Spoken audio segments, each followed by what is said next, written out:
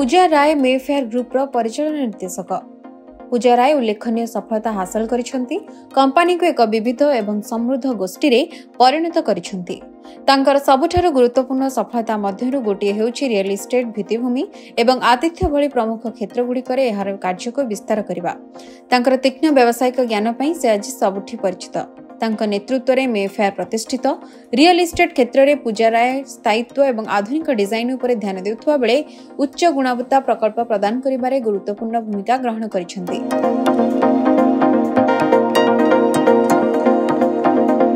एही प्रकल्प गुड़िक केवल सहरांचल विकास रे नूतन मानदंड मध्य स्थापन करिछि।